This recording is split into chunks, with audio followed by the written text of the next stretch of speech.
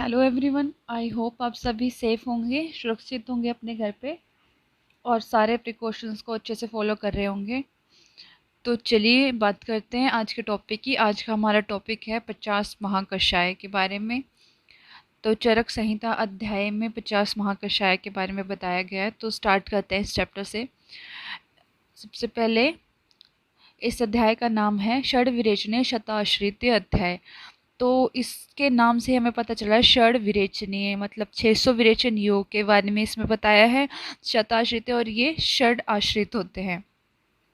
तो अब विरेचन योग टोटल कितने हुए? 600 हुए। तो पूरे विरेचन योग से हम ये समझ रहे हैं कि जो कंप्लीट हमारी बॉडी का शोधन करता है। तो चरक ने विरेचन बताया था कि जो कंप्लीट शोधन करता है उसे विरेचन कहते हैं। तो इसमें वमन विरेचन दोनों है, ऊर्ध्व और अधोमार्ग से दोनों से जो शोधन हो रहा है उसमें। तो अलग से वमन के जो योग बनते हैं वो हैं 355 और विरेचन के जो हैं वो हैं 245। तो वमन के योग हम किस तरीके से लर्न करेंगे? वमन विरेचन से 3-5-5 करता है। तो 3-5-5 होते हैं वमन के योग और विरेचन के हो रहे हैं 245। उसके बाद आगे बात करते हैं वमन और विरेचन जो हैं वो 6-6 द्रव्यों के योग से बनते हैं और विरेचन को रेचक भी कहते हैं। अब जो वमन है इसके 6 द्रव्य हैं, कौन कौन से हैं? मदन फल, जीमूतक, इक्ष्वाकु, धमार्गव, वत्सक और कृतवेदन। 6 द्रव्य हैं, इनको इसी सीक्वेंस में लर्न करना है। तो इसके लिए 2 ट्रिक्स हैं मेरे पास। एक तो मदन जी धावक, तो मदन से मदन, ज से जीमूतक, ई से इक्ष्वाकु, धावक से धा से धमार्गव, व से हम वत्सक ले लेंगे और क से कृतवेदन ले लेते हैं। दूसरी ट्रिक है मदन जी इस मार्ग के वैद्य हैं। मदन से हम मदन फल ले रहे हैं, इसमें भी जी मुतक से जी से जीमोतक, ई से इक्ष्वाकु, मार्ग धमार्गव, क से कुटुज और वैद से कृतवेदन। तो इस तरीके से इस सीक्वेंस को आप याद करें। उसके बाद अब कितने योग हैं इसमें? मदन फल में कितने योग हैं, जी मुतक में कितने होंगे? तो अब इसकी नंबरिंग को हम किस तरीके से लर्न करेंगे? तो सबसे पहले बात करते हैं मदन फल। तो मदन फल सबसे पहले रखा गया, तो मदन फल का 1 ले लिया। उसके बाद मदन फल में हम क्या करेंगे? तो टोटल वमन के कितने योग थे? 355 थे ना। तो इसमें हम ये 3 जो है ले लेते हैं यहाँ पे। और अब इस 3 को बुरा ना लगे तो इसलिए एक और 3 ले लिया। तो टोटल कितने हो गए? 133। ठीक है। उसके बाद जी मुतक के हैं 39। तो एक 3 यहाँ से ले लेते हैं हम और इस 3 को मल्टीप्लाई करेंगे 3 से तो 9। तो 3 और 9 39। ठीक है। उसके बाद इक्ष्वाकु के हैं 45। तो जी मुतक के 39 थे। तो यहाँ पे इस 3 में हम एक और ऐड कर लेते हैं तो हमारे पास आता है 4 और इस 4 में एक और ऐड कर रहे हैं तो आ रहा है हमारे पास 5। तो हो रहे हैं 45। तो ऐसे लर्न कर लेते हैं हम इक्ष्वाकु के। और धमार्गव में हम क्या करेंगे? व से वृद्ध समझते हैं। व धमार्गव के व से वृद्ध। तो वृद्ध अवस्था की पेंशन कब से शुरू होती है? 60 वर्ष से। तो ये व से वृद्ध लेके हम 60 इस तरीके से लर्न करेंगे। और कृतवेदन को भी हम इसी तरीके से लर्न करेंगे। तो कृतवेदन और धमार्गव दोनों के 60-60 योग बनते हैं। उसके बाद वत्सक के हैं 18। तो वत्सक के 18 कैसे लर्न करेंगे? इसको यहाँ से समझ लेंगे। वत्सक का क, तो क से कुमारी, कुमारी की आयु 18 वर्ष। तो इस तरीके से वत्सक का समझते हैं। उसके बाद बात करते हैं हम विरेचन के द्रव्यों की। तो 6 द्रव्य हैं इसमें। श्याम, त्रिवृत, चतुरंगुल, तिलवक, स्नूही, सप्तला शंखिनी, दंती, द्रवंती। तो इसको कैसे लर्न करना है? तो इसके लिए एक छोटी सी ट्रिक है। श्याम सुबह 4 तिल 7 बार दांतों से चबाता है। तो शाम से श्याम, त्रिवृत, सुबह से स्नूही, 4 से हम चतुरंगुल लेंगे, तिल से हम तिलवक, 7 से यहाँ पे सप्तला और दांतों से मतलब दंती द्रवंती। इस तरीके से लर्न कर लेंगे। अब इनके योगों को कैसे लर्न करना है? तो इसमें भी हम क्या करेंगे कि शाम पहले रखा गया तो शाम का 1 ले लिया। उसके बाद हम इस 1 को अकेले नहीं छोड़ेंगे, इसके साथ हम एक और ऐड कर लेते हैं। तब इन दोनों के साथ हम एक 0 इस तरीके से बस इसको लर्न करने की। इसमें 110 है। अब इसके 110 में क्या करेंगे? आगे जो चतुरंगुल है उसमें ये 0 हटा देंगे और ये जो 11 है ना, तो इसमें एक ऐड करके 12, तो 12 चतुरंगुल का हो गया। ठीक, उसके बाद फिर तिलवक में 16, तो 12 में हम और चार को ऐड करेंगे तो हमारे पास आ जाता है 16, और उसमें और 4 ऐड करेंगे तो हमारे पास आ जाएगा 20। तो इस तरीके से हम लेंगे, स्नूही के हमारे पास हो गए 20, तो हमें बस 4 को ऐड करना है। ठीक है, उसके बाद फिर शप्तला संख्नी में है 39, तो जो स्नूही के 20 हैं उसमें हम एक ऐड कर लेंगे, और तो हमारे पास आ जाता है 3, और इसको मल्टीप्लाई करेंगे फिर से 3 से तो आएगा 9, तो हमारे पास हो जाते हैं 39। तो इस तरीके से हम करेंगे सप्तला का, सॉरी,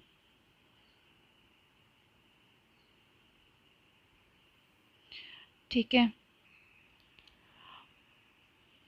और दंती द्रवंती में है 48, तो इसे कैसे लर्न करेंगे। अब शप्तला शंखनी के थे 39, तो हम 3 में 1 ऐड करेंगे और 9 से हम 1 माइनस करेंगे, तो इसमें ऐड करके आएगा 4, और 9 में 1 माइनस करके आता है हमारे पास 8, तो हमारे पास हो जाएंगे 48। तो इस तरीके से हम लर्न करेंगे कि दंती द्रवंती में है 48। तो ऐसे मैंने तो इस तरीके से लर्न किया। अगर कोई और ट्रिक हो आपके पास तो मुझे कमेंट करके ज़रूर बताएं। ठीक है, तो आगे फिर बात करते हैं विरेचन द्रव्य किसके आश्रित रहते हैं। 600 विरेचन द्रव्यों के आशय हैं दूध, मूल, छाल, पत्ते, फूल, फल। तो इसको किस तरीके से लर्न कर सकते हैं हम, जैसे कि दूध की मलाई छानने पर फूलता है, तो दूध से तो दूध है, मलाई के म से मूल, छानने छाल, पर से पत्ते, और फूलता है तो फल फूल। इस तरीके से लर्न कर लेंगे। ठीक है, फिर आगे बात करते हैं फिर पंचकशाई योनियों के बारे में। तो कषाय की 5 योनियाँ बताई गई हैं, और ये 5 रसों से बनेगी कषाय कल्पना। उसमें कौन कौन से रस आते हैं, मधुर कषाय, अमल कषाय, कटु कषाय, तिक्त और कषाय कषाय। इसमें अमल कषाय की कल्पना नहीं बताई गई है, क्योंकि ना तो इसका स्वरस बनेगा ना इसका कल्क बनेगा। अगर हम इसका स्वरस बनाएंगे भी तब भी वो क्षार के साथ बह जाएगा, तो इसीलिए इसे कषाय कल्पना में नहीं माना गया। अब कषाय कल्पना होती क्या है। कषाय कल्पना है कि जैसे कोई भी द्रव्य है ना, तो उसको हम डायरेक्ट तो खा नहीं सकते, तो उसको खाने योग्य बनाने के लिए जो प्रोसेस करते हैं हम, जैसे उसको स्वरस के फॉर्म में लेंगे, कल्क के फॉर्म में लेंगे, क्वाथ के फॉर्म में लेंगे, तो उसको कषाय कल्पना कहते हैं। और ये 5 टाइप की हैं, स्वरस, कल्क, क्वाथ, शीत, फांड। तो अब इसको डिटेल में अगर पढ़ना हो तो हम इसके लिए एक और वीडियो बना देंगे, लेकिन अभी मैं शॉर्ट में आपको बता रही हूँ कि इस तरीके से लेंगे हम। तो इसमें शवरस ज़्यादा बलवान होगा, उसके बाद कल्क उससे कम होगा, क्वाथ कम होगा, शीत और कम होगा, फांट और कम होगा, इस तरीके से। और इनको लेना कैसे है, तो हम रोगी का बल देखेंगे, रोग देखेंगे कि कौन सा रोग है, क्या कितना बल है, उसके अकॉर्डिंग फिर हम उसे ये कषाय कल्पना देंगे। ठीक है, तो फिर आगे आते हैं आप। आगे फिर महाकषाय है, तो इसमें बताया गया कि महाकषाय को गण भी कहते हैं, और जो सारे महाकषाय हैं ना, उसमें हर एक में 10-10 द्रव्य हैं। तो इस तरीके से ये 500 द्रव्य टोटल बताए गए हैं। पर अगर मूल रूप से अगर देखा जाए तो 274 ही हैं, क्योंकि बहुत सारे महाकषाय में ये है कि रिपीटेड भी हैं द्रव्य। जो उसकी वीडियो मैं एक और बनाऊंगी, उसमें बताऊंगी कि कौन से महाकषाय में कौन से रिपीटेड हुए हैं, तो वो सारे के सारे उस वीडियो में मैं आपको बताऊंगी। तो अगर वैसे देखा जाए तो 274 ही मूल रूप से, जो मूल रूपेण कुल द्रव्य 274 हैं। सुश्रुत के 37 गण है, और प्रत्येक गण में द्रव्यों की संख्या अनिश्चित बताई गई है।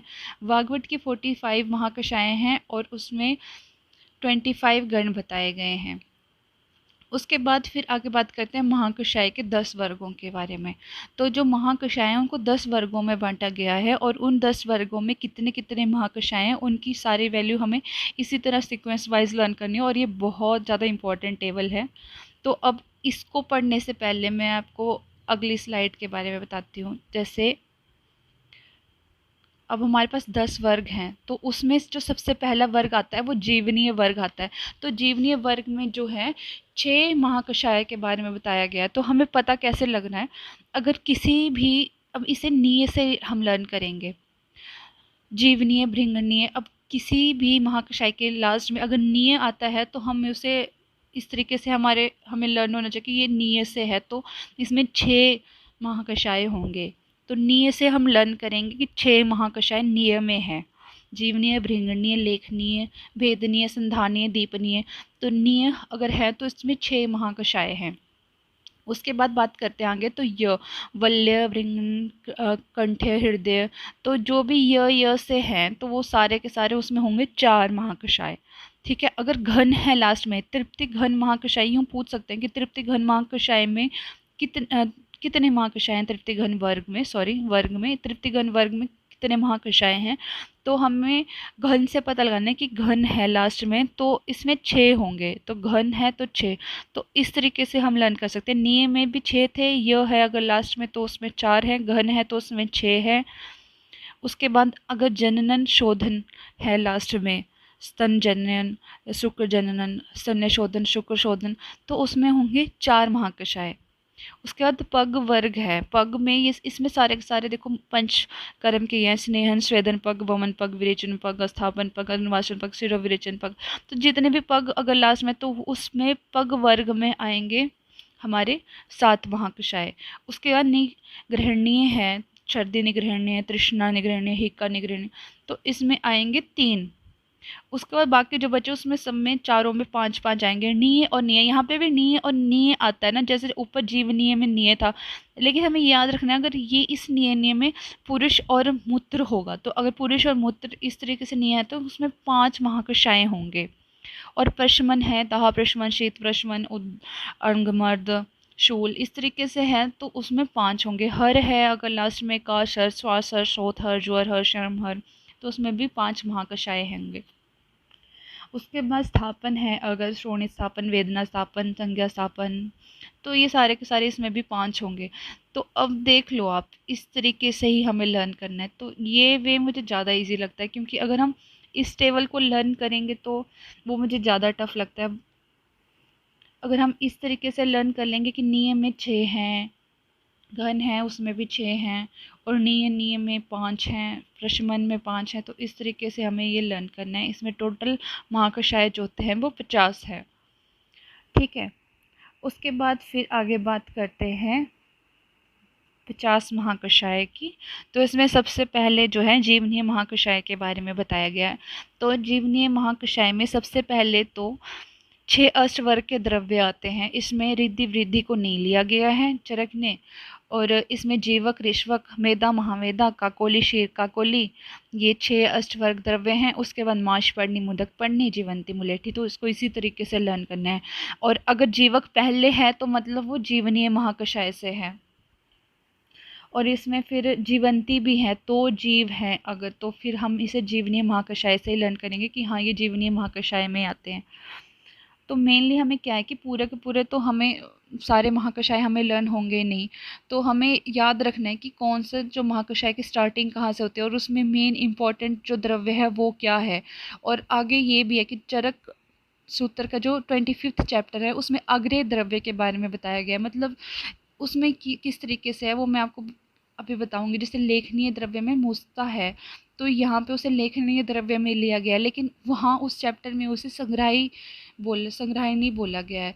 तो ऐसे बहुत सारे द्रव्य आएंगे जो मतलब यहाँ पे उसका अलग यूज़ है, वहाँ उस आग्रह द्रव्य में उसका अलग यूज़ है, तो हमें वो लर्न रखना है एक तो। और किस महाकषाय में कौन सा इम्पोर्टेंट द्रव्य है और कहाँ से स्टार्ट होता है, तो वो भी लर्न होना हमें बहुत ज़रूरी होता है। तो इसीलिए मैंने बताया जीवनीय में जीवक से शुरू होगा और जीवंती, जीवक 2 इसमें जीव आएंगे, तो इससे हम लर्न करेंगे कि जीवनीय महाकषाय है। उसके अलावा आप 4-5 ड्रग भी लर्न करते हैं तो वो सफिशिएंट है। उसके बाद फिर भृंगनीय महाकषाय है। तो भृंगनीय महाकषाय भृंगन किससे होता है, तो मेनली भृंगन हम दूध से ही करेंगे, तो शीरनी, तो शीरनी से इसका स्टार्टिंग होगी। उसके बाद राजशवक, इसको भी दूध का इसका पर्याय है। उसके बाद आगे की द्रव्य हम इसे कैसे कर सकते हैं, पेयर बना के कर लेंगे। जैसे काकोली, क्षीर काकोली है इसमें, तो काकोली, क्षीर काकोली जीवनीय में भी था। और बहुत सारे महाकषाय ऐसे होंगे जो रिपीटेड होंगे, और इनकी वीडियो भी मैं बनाऊंगी, कि कौन से महाकषाय में, तो वो ज़्यादा इजी हो जाएगा फिर लर्न करना कि बहुत सारे ऐसे महाकषाय हैं जो रिपीट हुए हैं।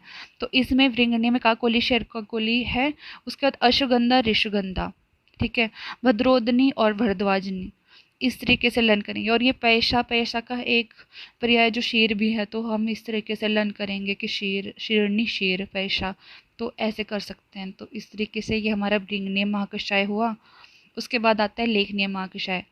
तो लेखनीय महाकषाय में सबसे पहले आता है मुस्ता।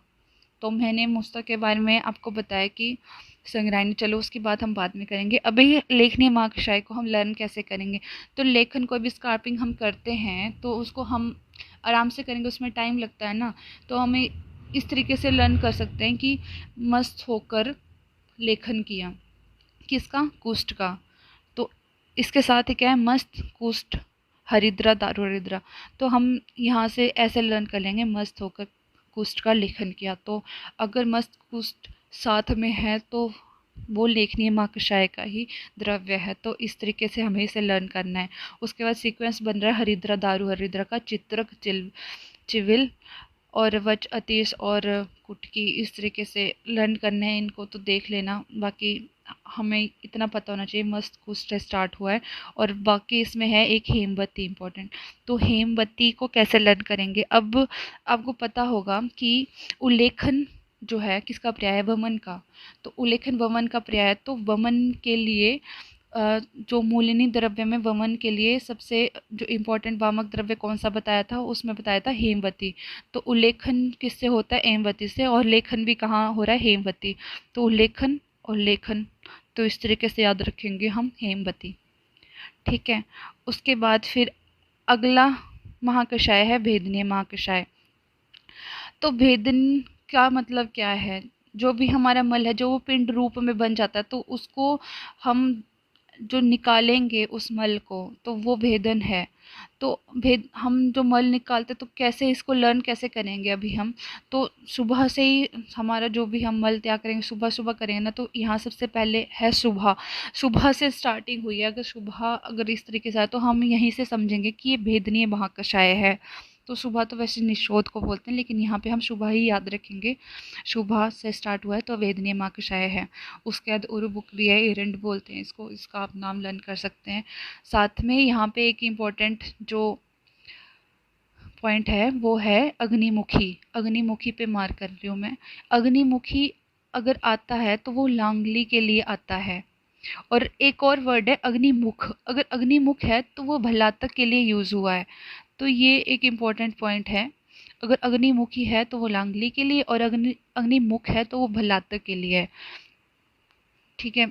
तो इस तरीके से भी लर्न कर सकते हैं। मुखी ई स्त्री है तो लांगली, वैसे ही इस तरीके से लर्न कर लो। मुख, मुख भलातक लड़का, तो इस तरीके से लर्न कर लो। उसके बाद चित्रा, चित्रक, चिरविल लर्न कर सकते हैं हम। उसके बाद दूसरा इसका इम्पोर्टेंट पॉइंट है शुक्लदनी।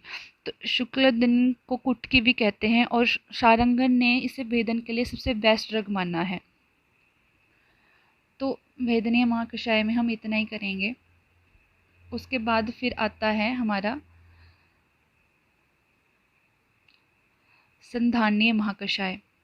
तो संधान जो होता है वो मोस्टली वो कषाय रस से ही संधान कर्म करते हैं, और उसमें कोई पाक ना हो जाए तो उसको पित्त को सम करने के लिए हम तिक्त रस का भी यूज़ करते हैं। तो अब देख लेते हैं इसमें कौन कौन से तिक्त रस किस तरीके से। तो इसका जो ये जो संधानीय महाकषाय है, इसका स्टार्टिंग होता है मुदक, मुदक पढ़नी से। तो मुदक मुलेठी है तो ये रोहन में भी अच्छी होती है। तो मुदक, मुदक पढ़नी, मुदक पढ़नी तिक्त रस प्रधान है, मुदक पढ़नी प्रश्न पढ़नी।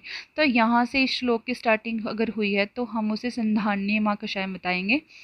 और इसके साथ इसमें जो सबसे इम्पोर्टेंट है वो है मोच रस, घातकी, लोद्र, प्रियंगु। ये संधान के लिए बहुत इम्पोर्टेंट बताए गए हैं। मोचरस, घातकी, लोदर, प्रियंगु को शायरस प्रधान होते हैं और संधान के लिए बहुत ज़्यादा इम्पोर्टेंट होते हैं। तो इस तरीके से हम इसे लर्न करेंगे। तो इस वीडियो में तो मैं इतने 5 महाकषाय के बारे में बता पाई हूँ, बाकी हम नेक्स्ट वीडियो में बात करेंगे। इस वीडियो के साथ लास्ट तक बने रहने के लिए बहुत बहुत बहुत ज़्यादा थैंक यू। चैनल को लाइक करें, सब्सक्राइब करें और कमेंट करें अगर वीडियो पसंद आई हो तो, और शेयर भी कर दें। और थैंक यू।